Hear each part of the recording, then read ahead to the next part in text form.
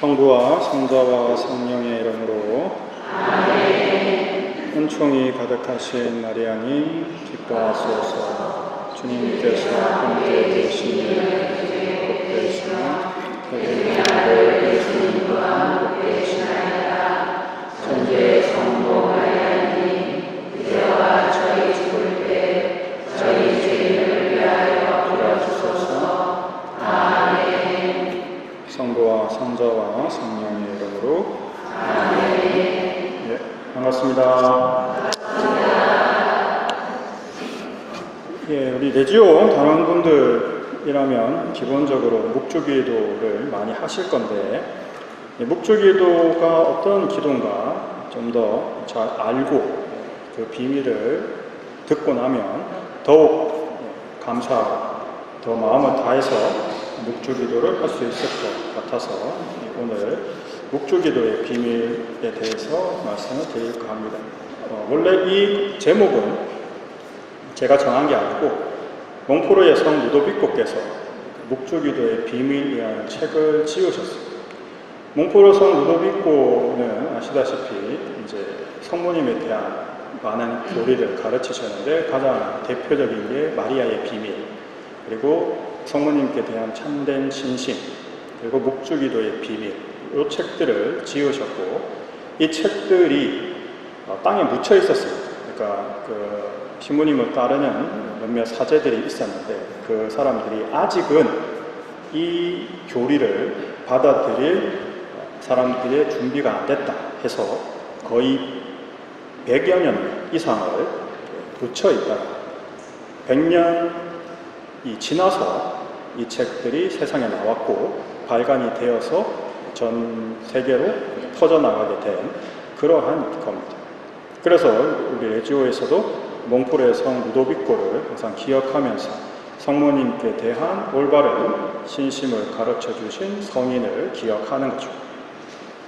성인께서 가르치시는 묵주기도란 첫째, 묵주기도는 묵상기도, 염경기도로 이루어져 있습니다. 두 가지가 같이 있는 거죠. 외워서 하는 기도와 묵상기도가 같이 붙어 있습니다. 예수님과 또 그분의 지극히 거룩하신 어머니의 생애, 죽으심, 영광을 주요한 신비로 묵상하는 거죠. 따라서 기도문은 염경기도이지만 신비, 우리가 현이라고 부르는 그것은 묵상기도입니다. 묵주기도의 각 5단에서 5가지 신비를 묵상하고 그 묵주기도의 각 신비는 성모님과 예수님의 생애, 순환, 죽음, 영광을 기억하는 4가지의 신비를 바치는 찬미의 기도입니다. 묵주기도의 원칙적으로 예수님께 대한 기도, 천사의 인사로 시작이 되죠. 따라서 주님의 기도, 성모송 이렇게 구성이 되어 있는데 우리는 이 주님의 기도는 아주 초세기부터 내려와서 예수님께서 주신 기도문이기 때문에 많은 사도들과 교부들이 이 주님의 기도를 널리 퍼뜨리고 많은 사람들이 기도를 했습니다. 근데 성모송은 언제부터 하게 됐을까요? 성모송이 가톨릭에 널리 퍼지게 된 가장 중요한 것은 바로 이 묵주기도를 통해서입니다. 그 전에는 성모송이 그다지 자주 많이 바쳐지지 않았다는 거죠. 따라서 이 묵주기도의 방식은 1214년에 돼서야 도미니코 성인에 의해서 가톨릭 교회에 알려집니다. 도미니코 성인이 교회에 전파했던 이 묵주기도는 성모님께서 도미니코 성인에게 알려주셨다고 전승이 되어오죠. 도미니코 성인이 이제 성직 수도회를 만들고 사람들을 잘 재교육하고 하나님께로 이끌고 있어서 교황님께서 프랑스 남부에 지금 알비파라고 불리는 이단이 창궐하고 있는데 그들을 좀 설득해달라라는 요청을 하게 됩니다. 이 알비파 이단은 이원론적인 기준을 갖고 있는 이단입니다. 이게 무슨 말인가 하면 영적인 건 좋은 것, 육적인 건 나쁜 것, 딱 이원론이죠. 자, 그러면 영혼은 좋은 거니까 하나님께 가야 되지만 육적인 건 나쁜 거니까 다 없애야 된다. 자, 그럼 문제는 그러니까 육적인 것을 없애기 위해서 금욕을 하고 그리고 정말 이 육적인 것을 다 버리는 그런 형태로 발전이 되느냐? 아닙니다. 육은 나쁜 거니까 어떻게 됩니까? 함부로 해도 되는 거죠. 그러니까 막 굴리는 겁니다. 어떠니까요? 살인 관계없습니다. 왜요? 영을 죽이는 게 아니잖아요. 육을 죽이는 거잖아요. 육은 나쁜 거잖아요. 나쁜 건 없애도 되죠. 따라서 살인 괜찮은 겁니다. 이런 식으로 해석이 되는 거예요. 그 다음 성적인 문란이 극에 달하게 되죠. 왜? 육은 어차피 나쁜 거니까 함부로 해도 되는 거지. 그래서 온갖 추악한 행태가 벌어지게 됩니다.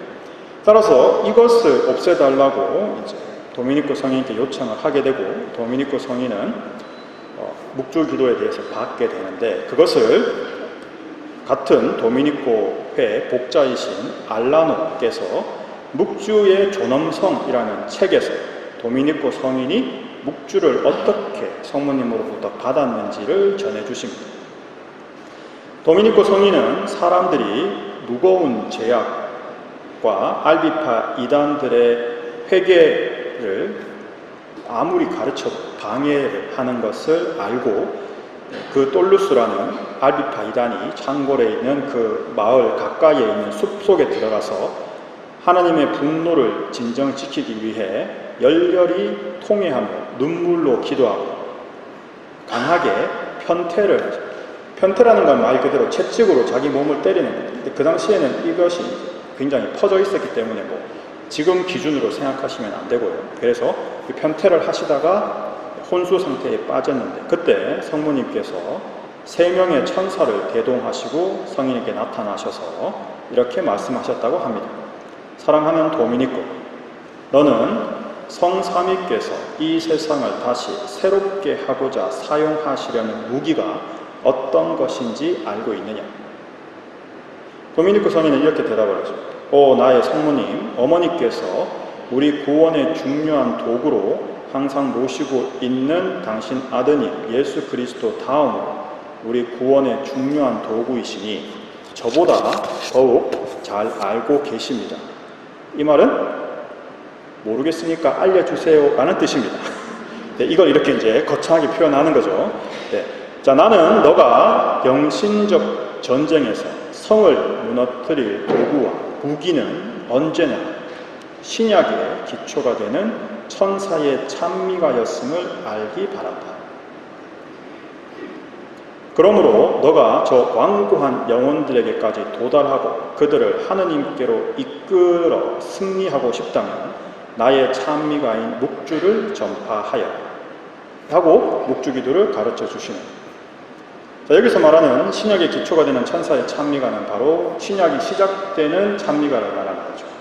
방금 우리가 함께 시작 기도로 했던 성모송의 시작이 누구의 기도입니까? 천사의 기도죠. 가브리엘 천사가 성모님께 와서 은총이 가득한 이여 기뻐하여라 라고 시작한 이게 신약의 시작이죠. 따라서 바로 그 찬미가 천사의 찬미가가 이 알비파 이단을 무찌를 무기가 될 것이다 라고 하셨고 그 묵주기도를 사람들에게 전하게 됩니다. 자, 그러면 묵주기도가 왜 알비파 이단을 무너뜨리는 강력한 힘이 되는가 하면 바로 거기에 강생의 내용이 담겨있기 때문입니다. 아까 말했죠. 알비파는 육은 어떤 거요? 나쁜 거. 자, 그러면 예수님도 육을 갖고 태어나시면 됩니까? 안 됩니까? 안 되죠. 왜? 육은 나쁜 거라니까? 하느님이 나쁜 거를 선택할 수가 없죠. 따라서 예수님이 육을 갖고 태어난다고 한다면 육은 나쁜 게 아니어야 되는 거죠. 그러니까 예수님께서 육신을 갖고 강생하셨다는 말은 육체는 악이 아니다 라는 걸 깨닫게 되는 결과를 낳는 겁니다. 그래서 이 묵주기도를 전파하시고 나서 알비파 이단이 급격히 쇠락하게 되고 결국 없어지게 되는 결과를 낳습니다. 따라서 이렇게 초자연적인 방법으로 성인께서 받은 이 묵주기도의 선심이 널리 퍼지고 많은 사람들이 묵주기도를 하기 시작했습니다. 하지만 그렇다고 해서 이 묵주기도가 갑자기 모든 사람이 확 바치고 이렇게 되진 않지 않겠습니까? 그래서 도미니코 성인께서 이 묵주기도를 널리 알리기 위해서 많은 노력을 하는 가운데 이제 프랑스 수도인 파리, 그 중에서도 파리 대학이 있는 노틀담 성당에서 묵주기도 성모님에 대한 이야기를 할 기회가 생겼습니다. 그래서 고민을 했습니다. 왜냐하면 일반 사람들이 아닙니다. 노틀담 성당에 앉아있는 신자들은 그냥 그 당시에 순박하고 시골에 있던 신자들과는 다른 누구들이 앉아있는 파리 대학교에 박식한 박사들이 앉아있는 자리입니다. 그러니까 내가 강론을 할 때 뭔가 좀 달라야 된다라고 해서 열심히 준비를 한 겁니다. 그런데 성모님께서 나타나셔서 자, 나는 너가 오늘 그 강론에 있어서 너의 준비보다 내가 가르쳐준 이것을 전파하기를 바란다 라고 하셨던 거죠. 그러면서 책을 주시는 거예요. 그래서 도미니코 성인은 그 책을 받아서 그걸 읽어줘요. 그러고는 그 책을 꼼꼼히 읽고 나서 강론을 해야 될 올바른 내용을 정확하게 안 다음 기쁜 마음으로 자신의 강론을 수정합니다. 그리고 강론 시간이 됐을 때 파리 대학 교수들 앞에서 이렇게 이야기를 시작합니다. 존경하올 대학교의 저명한 학자분 여러분, 여러분의 미학적 구미에 알맞는 박식한 강론을 오늘 듣고 싶으셨을 것입니다. 어떤 겁니까? 아까 제가 말씀드리면서 한 가지 했잖아요. 네, 저는 잘 모르니까 가르쳐 주세요 라는 거를 이상하게 꼬아가지고 말하잖아요. 이런 수사학, 그 당시 수사학에 의거한 굉장히 이렇게 아름답게 꾸며진 용어들로 가득 찬 그런 강론을 여러분은 원하셨겠지만 저는 오늘 그런 강론보다 인간적 지혜와 학자적인 언어로 여러분에게 말하지 않고 오히려 천주 성령과 성령의 위대하심을 여러분에게 보여드리고자 합니다 라고 하면서 노틀담 성당 강론을 시작했습니다. 그래서 일상생활에 단순한 비교와 비유를 들면서 그들에게 천사들의 인상, 즉 성모송을 설명했고 따라서 이것이 그 당시 파리 사람들에게 굉장히 큰 감명을 불러일으켜서 많은 사람들이 이 성모송에 대한 것을 다르게 생각하게 만들었다는 거예요. 이렇게 그 당시 이제 성모송과 묵주기도가 쫙 프랑스에서 퍼져나가게 됐지만 이게 한 100년 정도 시간이 지나니까 다시 사그라들어요. 그래서 그 다음 아까 말씀드렸던 그 복자 알라노라는 분은 1300년대 분입니다. 그러니까 100년 정도가 지난 후에 도미니코 회의 수도자였어요. 수도원의 사제였죠. 그래서 이 묵주 기도가 점점 사그라들고 있는 이때 이제 흑사병이 유럽에 퍼졌습니다. 아시다시피 그때 유럽 인구의 4분의 1이 흑사병으로 죽었습니다.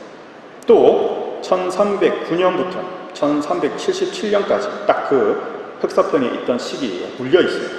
그때 아비뇽 유수가 시작됐습니다. 이 아비뇽 유수라는 말은 뭔가 하면 프랑스 출신이었던 교황을 프랑스 왕이 납치하다시피 아비뇽에 데려와서 너는 앞으로 여기 살아 이렇게 된 겁니다. 그런데 교황은 어디에 주교입니까? 교황은 로마의 주교죠. 로마의 주교가 아비뇽에 사는 게 말이 됩니까? 안 되죠. 그래서 다시 로마로 데려오기 위해서 교회가 엄청나게 노력을 했고 문제는 데려왔는데 프랑스에서 거기에 불복하고 아비뇽에 또 교황을 세웁니다. 그래서 이 교황, 아비뇽의 교황, 로마의 교황이 양립하는 사태가 벌어지는데 이거를 해결하려고 새로운 교황을 세웠습니다. 2명도 머리 아픈데 3명까지 된 거죠. 그래서 이거를 결국 이 교회 대분열을 종식시키고 이 사건을 해결하는 데 가장 큰 역할을 했던 사람 중에 한 분이 시에나 카타리나 성녀입니다. 네. 그래서 아무튼 이 교회의 대분열 시대에 이 교회의 어지러움을, 이 혼란을 해결하고자 1460년 이 알라노 성인께서 내가 미사를 드리고 있는 어느 날 주님께서 거룩한 묵주기도를 전파하도록 나를 독촉하시면서 성체 안에서 말씀하셨다. 너는 나를 어떻게 다시 십자가에 못 박을 수 있냐? 이러니까 당연히 깜짝 놀랐죠. 그래서 주님 무슨 말씀을 하십니까? 이랬더니 너는 너의 잘못으로 전에도 나를 한번 십자가에 못 박았다. 나는 너가 저지른 죄로 말미암아 성부께서 상처 받으시는 것보다 차라리 내가 지금 다시 한번 십자가에 못 박히기를 기꺼이 원한다. 그런데 너는 내 어머니의 묵주 기도를 전파하는데 요긴한 모든 학문과 지식을 갖추었지만 묵주 기도를 전파하고 있지 않기 때문에 나는 지금 다시 한번 나 자신을 십자가에 못 박고 있다. 그러니 너가 묵주 기도를 사람들에게 가르치는 이것을 실천에 옮긴다면 많은 영혼들에게 올바른 길을 가르치게 되고 그들은 죄를 멀리하게 될 것이다.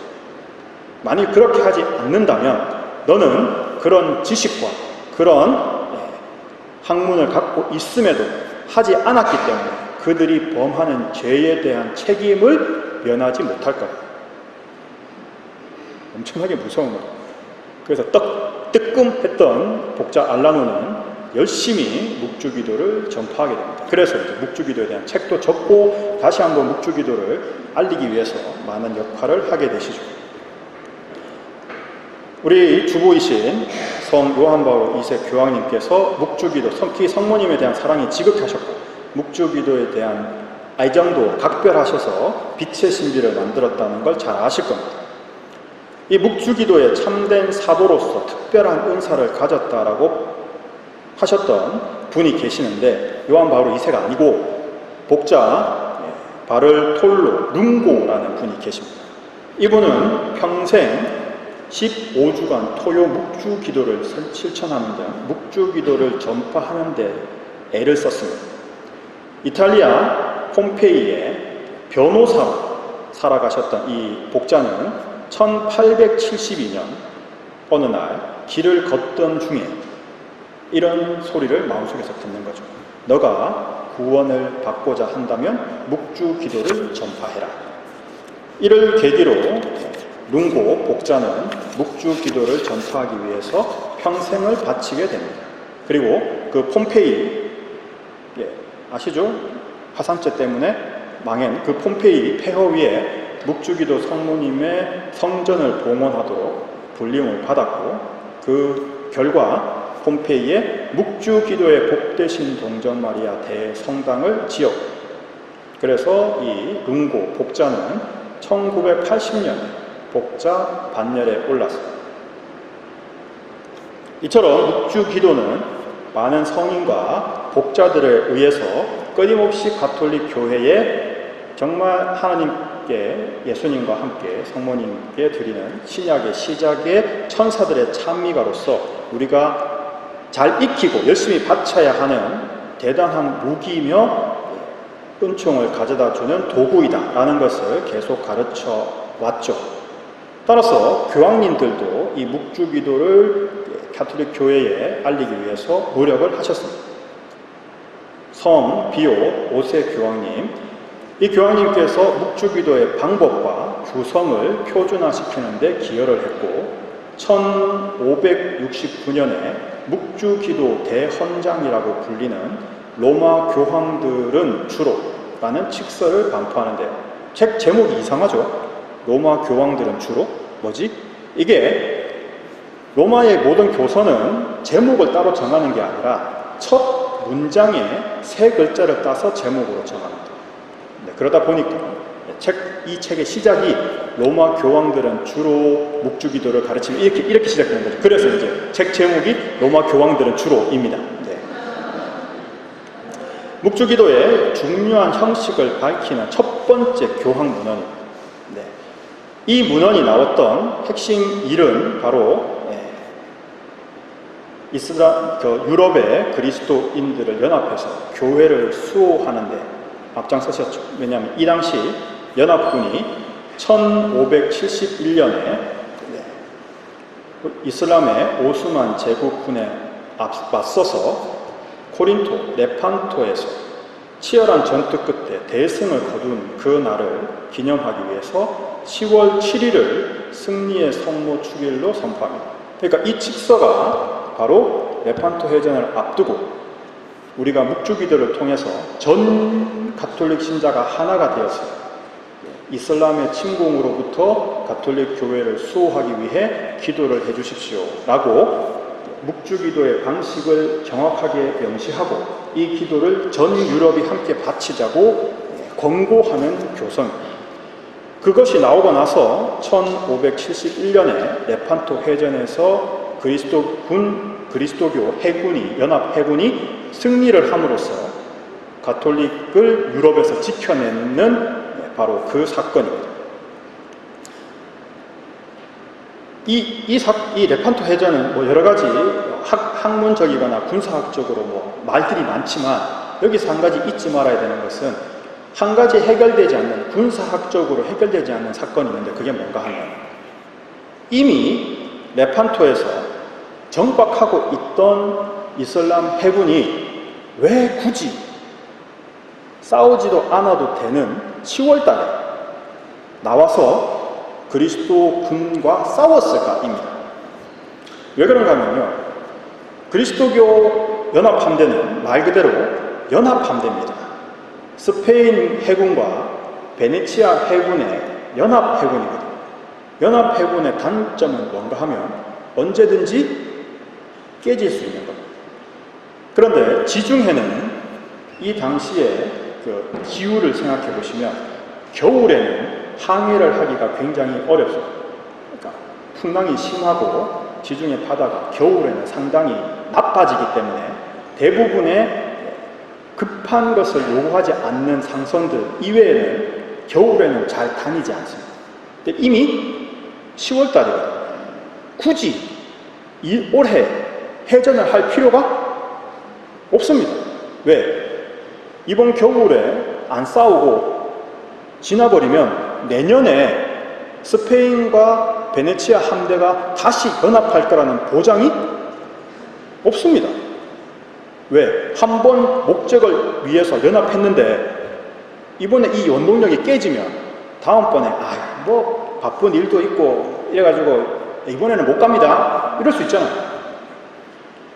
그럼에도 불구하고 굳이 나와주고 전투를 벌였어요. 그래서 약 300척의 배가 붙었는데 이슬람 쪽 100척이 납포되고 100척이 깔아앉고 수십 척만 도망을 갔는데 문제는 배보다 그동안 훈련되어 왔던 수많은 해병들, 수병들, 특히 장교들이 거의 전멸을 해버립니다. 그러니까 배는 복구가 되는데 배는 금방 만들면 되잖아요. 그런데 문제는 이 배를 운영할 정예 병들이 없어져 버립니다. 그래서 그 이후로 오스만은 해군으로 유럽을 침공할 엄두를 못 냈습니다. 그래서 이 레판토 해전은 가톨릭 교회에 있어서 묵주 기도의 은총을 확실하게 전하는 강력한 외침이 된 거죠. 따라서 이 비오 5세 교황님의 이 묵주 기도를 전 유럽이 함께 기도하자 했던 이게 묵주 기도가 우리 가톨릭의 가장 중요한 기도 중에 하나가 되는 사건입니다. 그리고 나서 성 요한 23세 교황님께서 2차 바티칸 공의회를 열었던 분이죠. 이 2차 바티칸 공의회를 준비하면서 그리스도인 공동체들이 이 2차 바티칸 공의회의 성공을 위해 묵주 기도를 바칠 것을 권고하시면서 교황님 본인이 항상 일과를 묵주 기도로 시작해서 묵주 기도로 마치셨다고 합니다. 그리고 복자 바오로 6세 교황님께서는 마리아의 공경이라는 제2차 바티칸 공의의 정신에 입각해서 묵주기도가 복음적 특성을 지닌 그리스도인들의 중심적인 기도임을 강조하는 또 교서를 내셨다. 묵주기도는 복음서 전체의 요약이고 구원의 강생에 집중하는 기도이며 그리스도께 바치는 끊임없는 찬미라고 표현하셨습니다. 따라서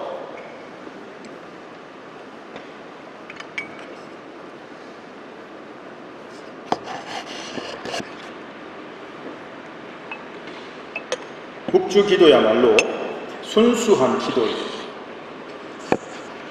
오로지 성경적이며 구원의 역사에서 성모님께서 하시는 여러 가지 역할을 가장 잘 드러내고 있다라고 강조를 하죠.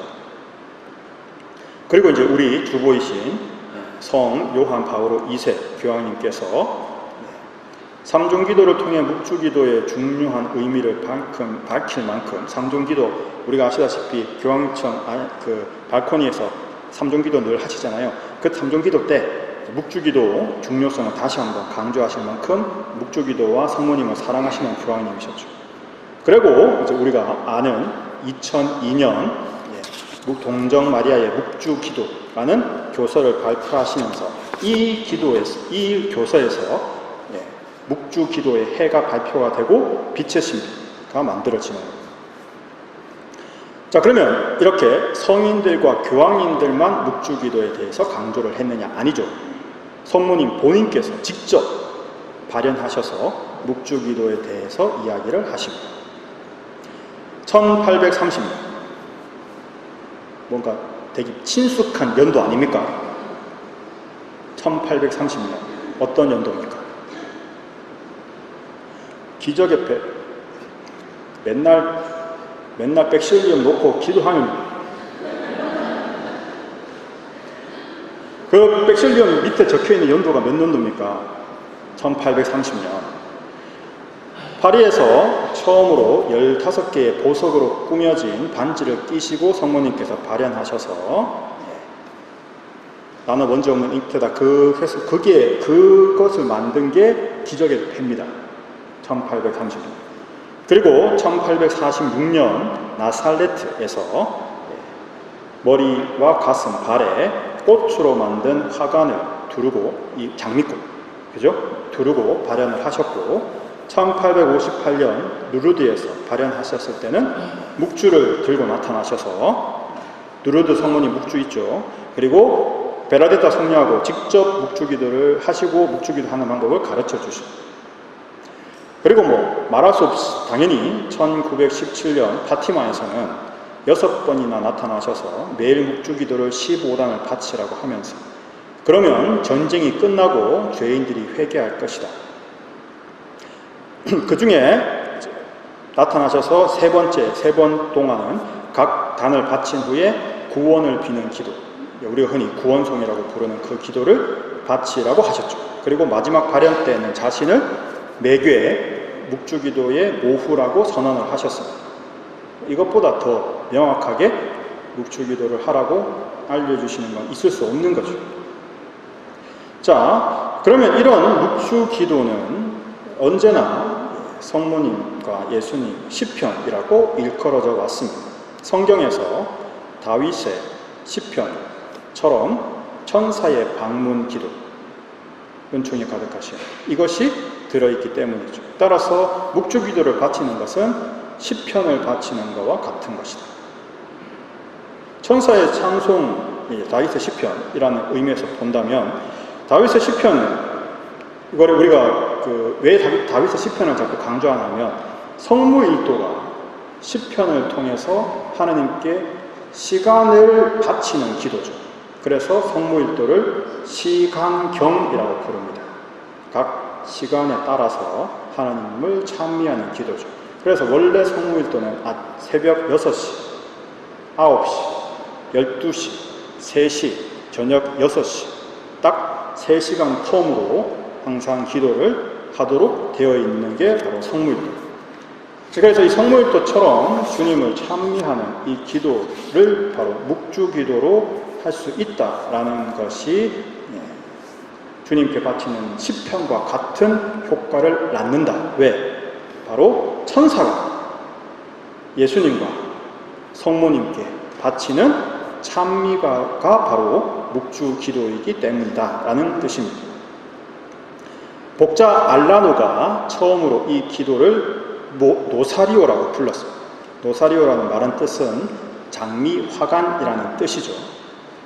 사람들이 묵주기도를 제대로 정성껏 바칠 때마다 천국에 흰 장미꽃 150개 그리고 붉은 장미꽃 16개, 이게 물론 이제 15단 있을 때 이야기니까 성모송이 흰 장미꽃, 주님의 기도와 나머지가 붉은 장미꽃이죠. 그래서 이 화관을 성모님께 씌워드리는 거다라고 표현을 하셨습니다. 프란치스코 성인에 대한 정기에 매일 식사 전에 성모님께 화관을 드리는 좋은 습관을 가진 젊은 수도자가 있었는데 어떤 사정으로 식사 전에 묵주기도를 하지 못하자 장상에게 가서 제가 늘 식사 전에 묵주기도를 바쳤는데 오늘 여차여차해서 못 바쳤습니다. 따라서 밥을 먹기 전에 먼저 물러가서 묵주기도를 바치고 와서 밥을 먹어도 될까요? 라고 허락을 청한 거죠. 그래서 장상이 알았어, 묵주기도를 하고 오세요 라고 허락을 해줬습니다. 그래서 이 수도자가 묵주기도를 하러 방에 갔는데 너무 오래 안 오는 거죠. 아니 뭐 아직도 안 왔어요? 그래서 다른 수사를 찾아 무슨 일이 있나 해서 보냈습니다. 그랬더니 방문을 열자 그 수사가 성모님과 두 천사 앞에서 묵주기도를 바치고 있는데 묵주기도를 바칠 때 입에서 장미꽃이 튀어나와요. 그러면 천사가 그걸 받아가지고 화관을 만들어서 성모님께 씌워드리는 거죠. 그거를 본 겁니다. 그러니까 그걸 보고 있던 수사도 놀라가지고 그냥 계속 보고 있는 거죠. 그랬더니 또 안 오잖아. 데리고 간 놈도 안 와. 그러니까 또 보낸 거예요. 다른 사람이 와서 또 똑같이 보고는 또.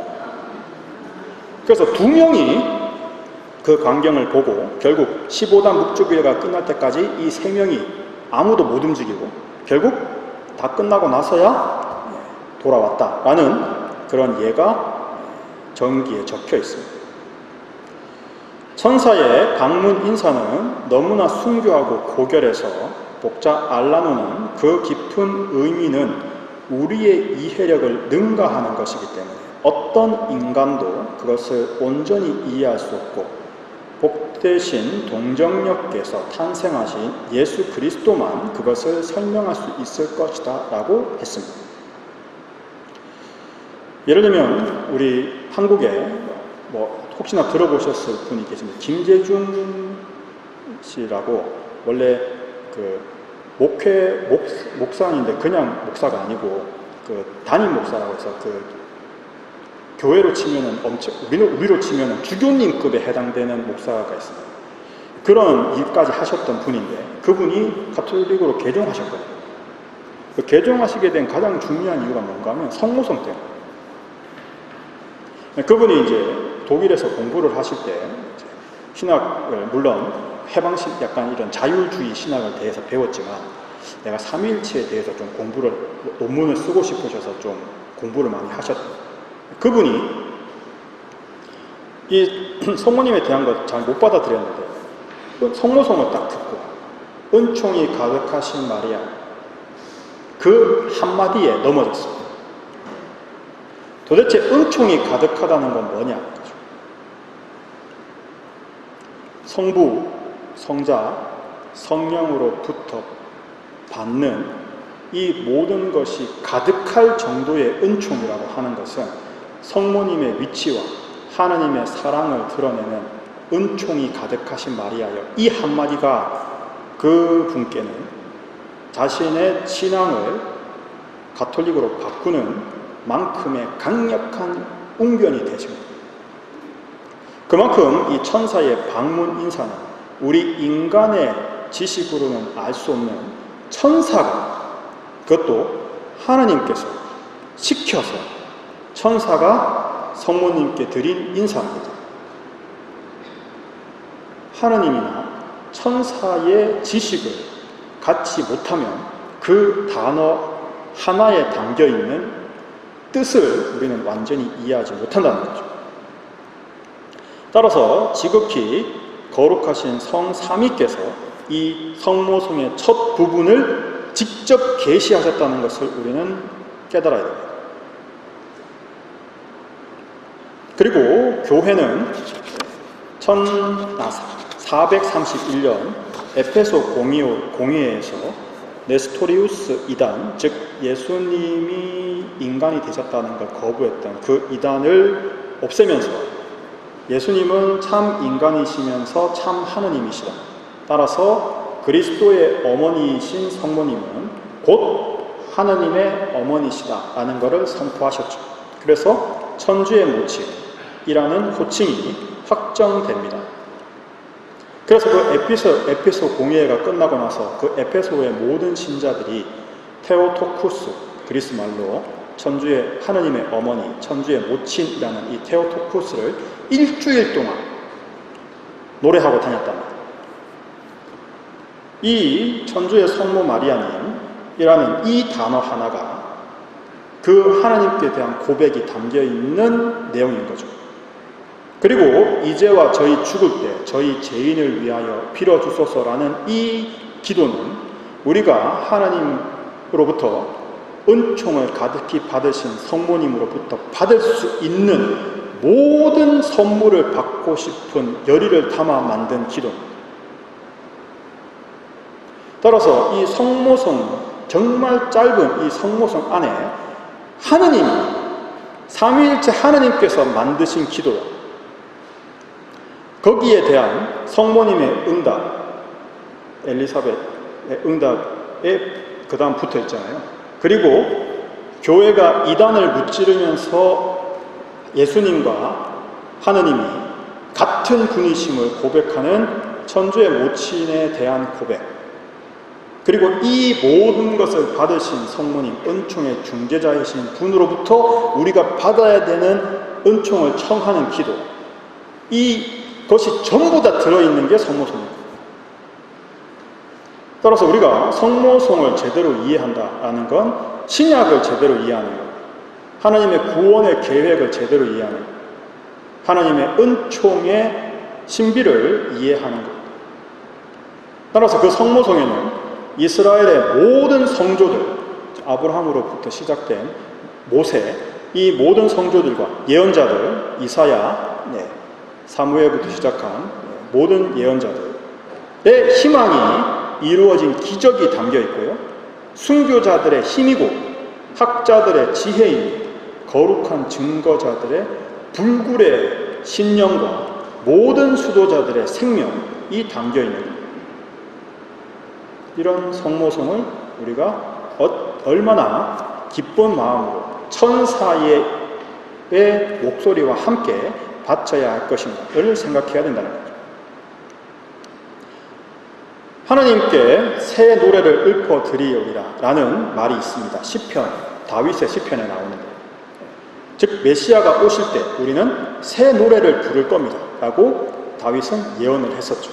바로 이 새 노래가 그리스도인들이 구세주의 강생과 구원의 은혜를 감사하며 하나님께 바치는 노래입니다. 바로 이 경이로운 기적, 이 새 노래가 천사들의 방문 인사로 만들어진 거죠. 따라서 우리도 천사와 같이 끊임없이 베풀어 주신 삼위일체 하느님에게 감사와 찬미를 드리기 위해 이 천사의 인사를 되풀이 할 거라는, 이게 다윗이 말한 하나님께 바치는 새 노래라는 거죠. 성모성. 따라서 우리는 하나님 아버지께 독생성자 예수님을 우리의 구세주로 내어주신 만큼 우리를 사랑하신 것에 대해서 하나님 아버지께 찬미를 드려야 되죠. 강생하신 예수님께서 천국을 떠나서 이 세상에 내려오셔서 우리 죄인들을 위해서 사셨고 순환하셨고 죽으시기까지 행하신 모든 은혜에 감사를 드리고 찬양을 드리지 않을 수 없습니다. 성령께서 우리 죄의 희생이 되신 지극히 깨끗하신 예수님의 육체를 성모님 태중에 이루신 것에 대해서 또 찬미를 드려야 되는 거죠. 그래서 예수님을 우리한테 주신 성부께 찬미, 내려오셔서 인간이 되셔서 우리를 구원하신 예수님께 찬미, 그 예수님을 성모님 태 안에 잉태시켜 주신 성령께 찬미, 이 삼위일체께서 우리에게 해주신 구원의 은혜를 종합해서 말하는 게 이 천사의 찬미가에 다 합쳐져 있다는 겁니다. 따라서 거룩한 동정녀께서 우리가 이런 찬미의 기도를 바칠 때 엘리사벳에게 응답하셨던 마리아의 노래처럼 이 모든 찬미와 감사를 재빠르게 성모님께서 받으시면 내 거 하지 않고 어떻게 하십니까? 엘리사벳으로부터 인사를 받으셨을 때 마리아의 노래를 하면서 어떻게 합니까? 이 모든 것을 하나님께 돌려드리죠. 따라서 우리가 성모님께 찬미를 드리게 되면 성모님은 그 즉시 그 찬미를 하나님께 돌려드리게 됩니다. 그래서 나와 성모님이 함께 하느님께 드리는 그 찬미는 열매를 맺는다는 거죠. 따라서 성모성은 교만한 자들을 물리치는 표징이 됩니다. 제가 개신교 사람들하고 만나서 이 성모님에 대한 이야기를 하면 왜 굳이 하나님께 직접 하면 되지 성모님을 통해서 하냐라고 이야기합니다.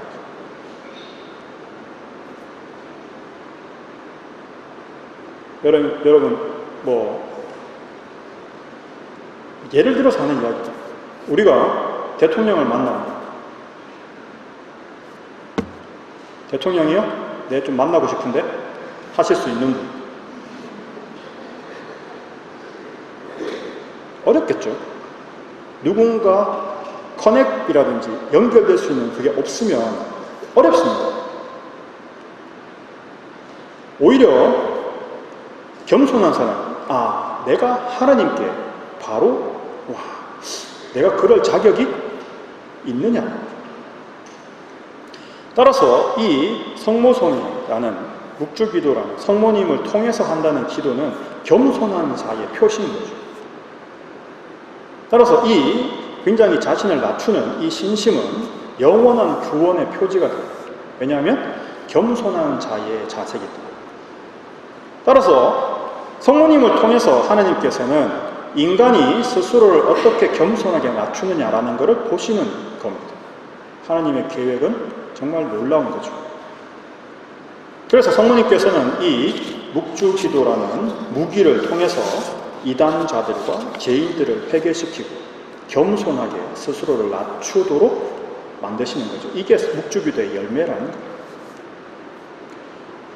이 묵주기도를 통한 성모성을 통한 숭고한 인사는 예수님 그리고 마리아의 축복을 또 우리에게 풍부히 가져다 줍니다. 예수님 마리아께 영광을 드리는 사람은 두 분께서는 기묘한 방법으로 은총을 우리에게 다시 돌려주시죠. 잠언에 이런 말이 있습니다. 나를 사랑하는 이들을 나는 사랑해주고 나를 찾는 이들을 만나준다. 나는 나를 사랑하는 이들에게 재산을 물려주고 그들의 보물 곳간을 채워준다. 즉 하나님을 사랑하는 사람을 하나님께서는 사랑하시고 하나님께 영광을 드리는 사람에게 보물을 주시겠다, 은총을 주시겠다라고 약속을 하신 거죠. 따라서 우리가 하나님께 찬미의 기도를, 그것도 내 머리나 내 혀나 내 능력으로 만든 기도가 아니라 하나님께서 우리에게 가르쳐 주신 천사의 찬미가로 주님께 영광을 드린다면 주님께서는 우리에게 얼마나 큰 축복을 주실 것이냐라는 거죠. 적게 뿌리는 이는 적게 거두어 드리고 많이 뿌리는 이는 많이 거두어 드립니다 라고 바오로 사도가 고린도 후서에서 알려주십니다. 즉 우리가 성모성을 온전하게 바친다면 예수 마리아를 사랑하고 찬미하며 영광을 드리는 것이죠. 왜냐하면 여인 중에 복되시며 태중의 아들 예수님 또한 복되십니다. 즉 성모님은 예수님께 영광을 드리는 거죠. 그러면 거기에 따라서 하나님 예수님과 성모님께서도 우리에게 은총을 축복을 주신다는 거죠.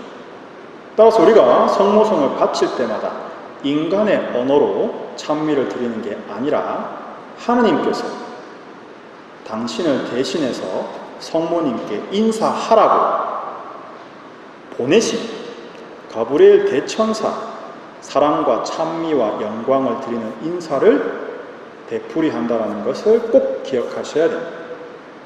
성녀 엘리사벳은 성모님께서 딱 오셨을 때 하나님의 어머니의 인사말을 듣자마자 성령으로 가득 찼습니다. 그리고 태중에 있던 세례자 요한도 똑같이 성령의 축복을 받고 기뻐 뛰놀았습니다. 우리도 성모님의 인사와 축복을 받을 만한 준비가 제대로 된다면 성모님의 인사말 소리가 우리 귀에 울릴 때 은총으로, 즉 성령으로 가득 차 기뻐 뛰놀게 될 거라는 거죠. 남에게 주어라 너희를 그러면 받을 것이다 라고 예수님께서 말씀하셨습니다. 복자 알라노는 이렇게 비유를 했습니다.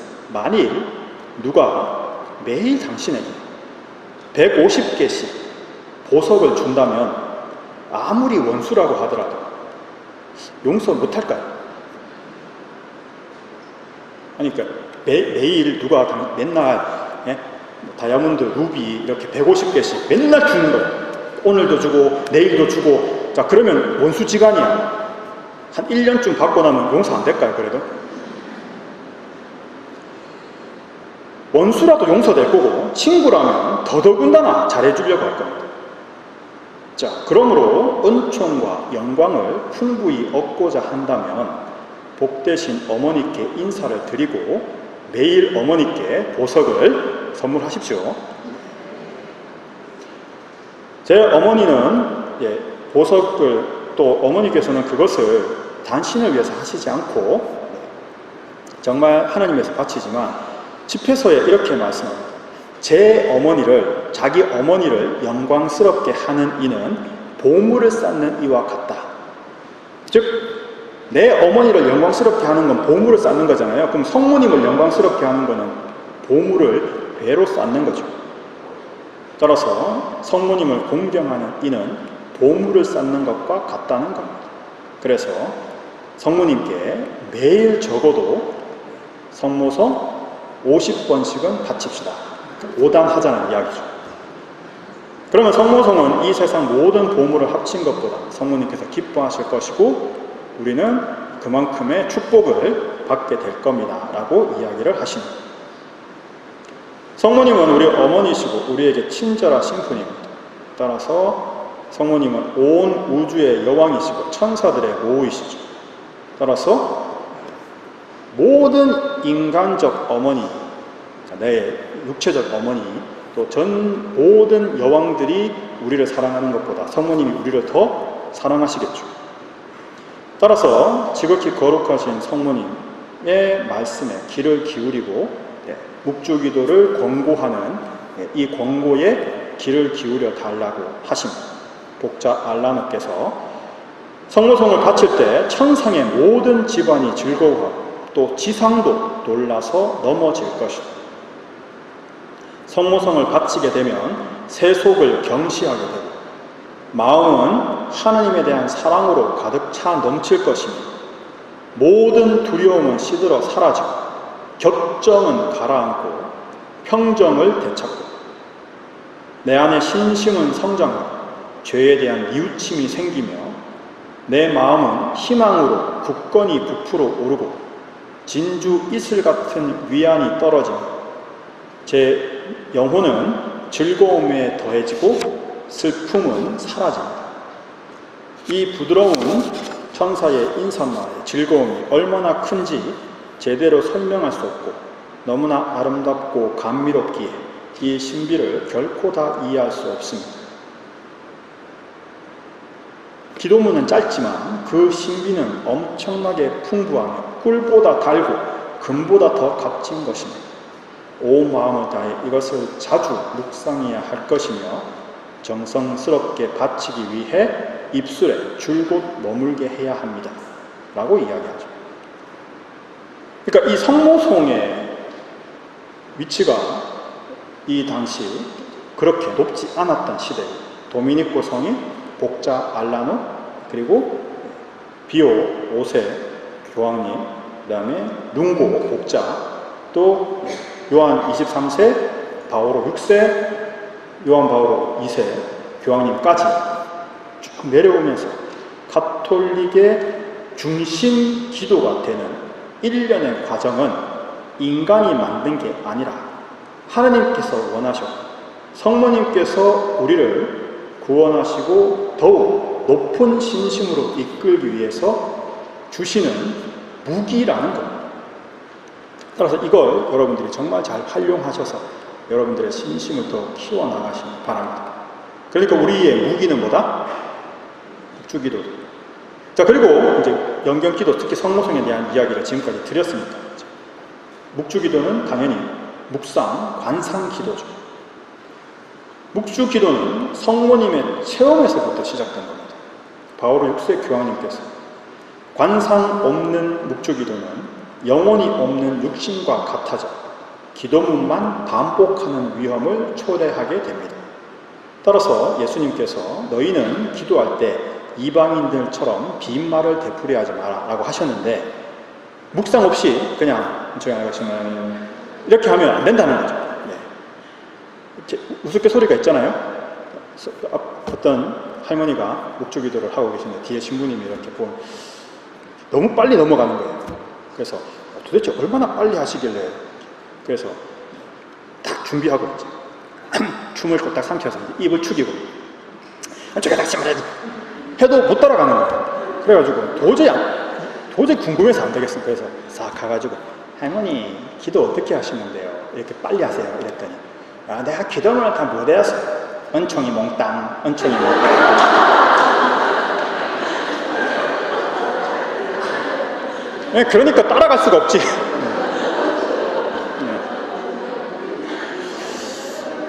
네, 그러니까 우리가 이제 사실은 좀 기도문 문구도 중요하지만 사실은 그 현의에 각각의 현의를 묵상하는 게 굉장히 중요하다. 그래서 묵주기도는 신비를 묵상하면서 바쳐야 된다. 그래서 이 묵주기도의 현의는 성모님의 기억입니다. 성모님께서 예수님에게 평생 시선을 고정하고 계셨죠. 오로지 하느님, 오로지 예수님.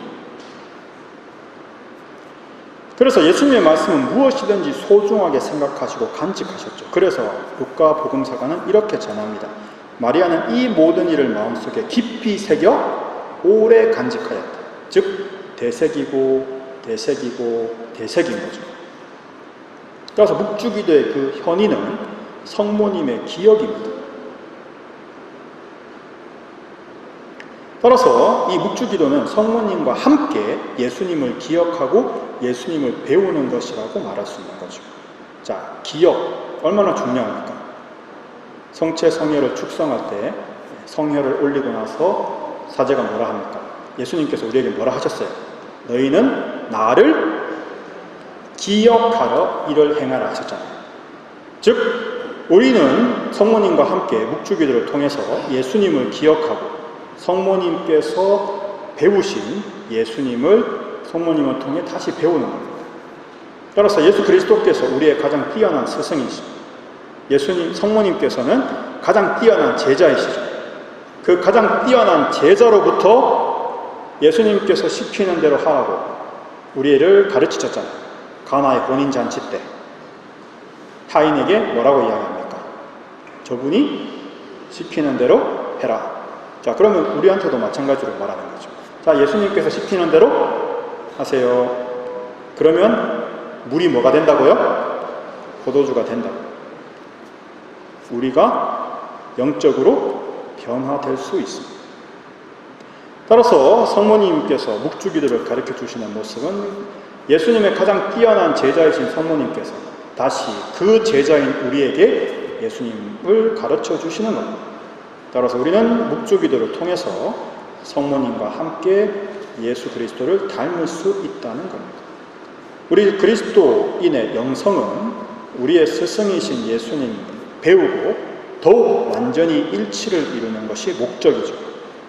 따라서 성모님과 함께 예수님의 삶을 기억하는 묵주기도는 자연스럽게 그리스도의 삶으로 들어가서 그리스도 예수님의 감각으로 살아가도록 우리를 이끌어주는 겁니다. 복자 바르톨로 룽보 두 친구가 자주 함께 만나면 습관이 비슷하게 바뀌게 되죠. 따라서 우리가 예수님과 더욱 친밀하게 살고 동정녀와 함께 묵주기도의 신비를 묵상하며 영성체를 통해서 주님과 하나의 삶을 이룬다면 비천한 우리도 예수 마리아를 닮을 수 있고 그 탁월한 모범으로 겸허하고 가난하며 드러나지 않고 인내하는 완덕의 삶을 배울 수 있을 것입니다. 라고 권고합니다. 우리의 신앙생활을 가장 잘 표현해주는 말이죠. 묵주기도를 통해, 그죠?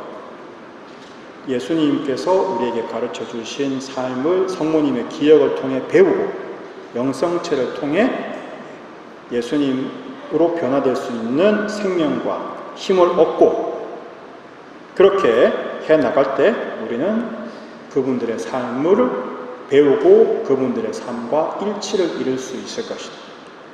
그래서 이런 묵주기도의 신비, 비밀을 깨닫고 정말 묵주기도를 매일 꾸준히 바칠 때 우리는 성모님과 예수님을 닮은 참된 자녀의 모습으로 변화될 수 있음을 깨닫고 매일 꾸준히 묵주기도를 바쳤으면 좋겠습니다.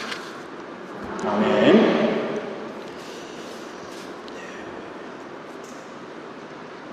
성모송 다시 한번 바치고 강복 드리고 마치겠습니다.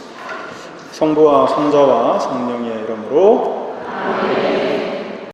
은총이 가득하신 하나님 주옵소서. 주님께서 함께 계신 이들 중에 복되시며 예수의 아들 예수님과 복되시나이다.